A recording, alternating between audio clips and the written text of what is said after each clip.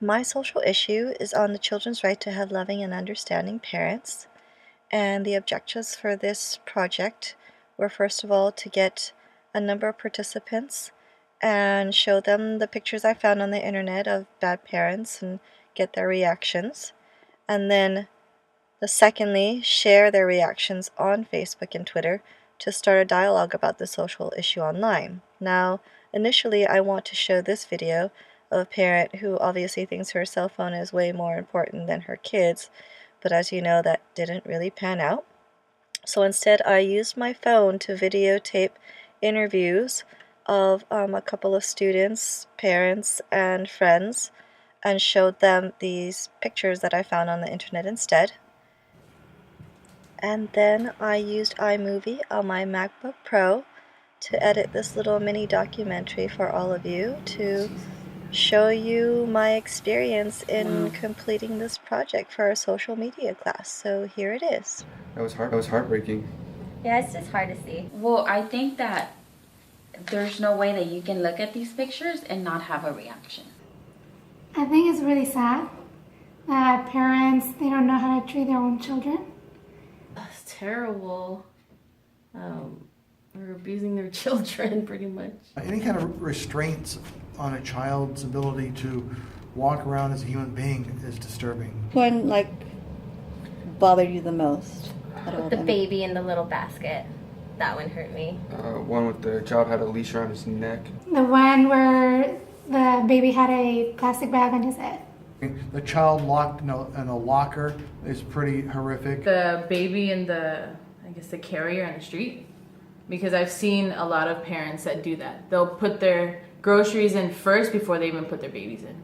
And that's like it's ridiculous. Why wouldn't you put your child before a gallon of milk? It makes no sense. And I hope the people that took the pictures didn't just take the picture for media purposes and put it up on their social network. I hope they took a picture And went and said something. then went and said something.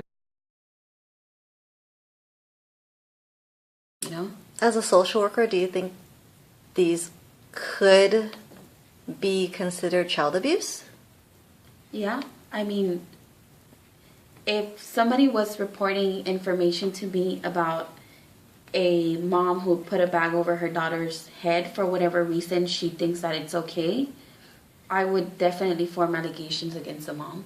It's interesting because I honestly, as an educator, don't believe those parents that you saw in those photos know what they were doing was wrong. No. Because nobody ever It's taught like, them. Yeah, That it's was, just them. I guess, It's just them. being Yeah, in the medical field and seeing like abused children, even abused adults that are dependent adults. They when you go on scene to those people and they have cigarette burns or they've got circumferential burns or their legs dipped in hot water, they're trying to hide that. They're not doing that in front of everyone. People don't just do these things because they just want to. I think there's more to it. These parents don't know that Yeah. that's a wrong thing to do at all. These parents are doing it, handcuffing your child to a shopping cart in front of 100 people shopping in the mall. They don't know that's wrong.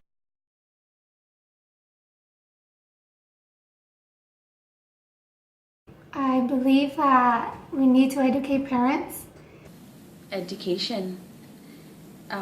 Making people aware of the consequences of the behavior. Best example is by setting an example, so we need to have role models. I think in our social media culture we need to have celebrities role model what a good parent is. I feel like high school doesn't teach you the life skills that you need post high school. Never learned about any of that. We learned about algebra and all that stuff, which is, it's good, but you don't. But you're not getting the life necessities, the tools to So actually it's carry very on as an adult. important.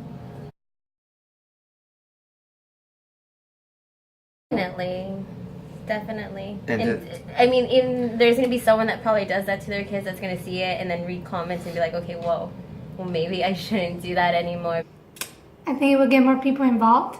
People would see what's actually happening in society, and they could have a voice for those children that don't have loving parents. And you're gonna have both sides. You're gonna have the person that's like, "Hey, stay out of their business." Yeah, and let then them you're do gonna what they get want people to that are gonna want to speak out too. do. they're going to get both sides. A lot of parents feel like they get attacked, so they just think, oh, I'm just going to do what I want to do and nobody could tell me how to parent my child. So of course there's going to be a good side and a bad side, but I think it's better to have the information out there. I would say if you didn't put this out, then you're not really doing your part to inform other people about possible child abuse. Although my participants really wanted me to post the pictures that they were shown, I decided for copyright reasons not to. And so on November 20th, I did post it on Facebook first. And right away, I got over 700 views, but as you can see, not many likes, just one comment, so I kept reposting actually, and I deleted a lot of posts. I'm still not sure how Facebook works, if they actually start from 0 with the views for the same video, or if it carries over. But as you can see, I got a couple more comments and a couple more likes, but it still wasn't creating that dialogue that I was hoping to generate online. When I checked on December 2nd for the couple of posts that I still kept up, it went up a little bit. I got 745 views for one, I think 400 and something for the other. I suspect that a lot of people just accidentally clicked on the video but didn't watch it after a few seconds, and that's how I got such high counts. So what I did was I talked to my cousin who used to work in PR, and she told me, since I'm not selling anything, I'm not making money off these images, and it's for educational purposes, just go ahead and post it. So what I did was I did post the pictures, but I posted it this time on my private Facebook page. And here are the images that I showed my participants for this particular project. I didn't use any music, I didn't use any sound, and I just wanted them to just focus on the images, and each one is only a few seconds, as you can see. And this time I got 107 views, which seems like a much more realistic amount of views compared to the other numbers I got prior.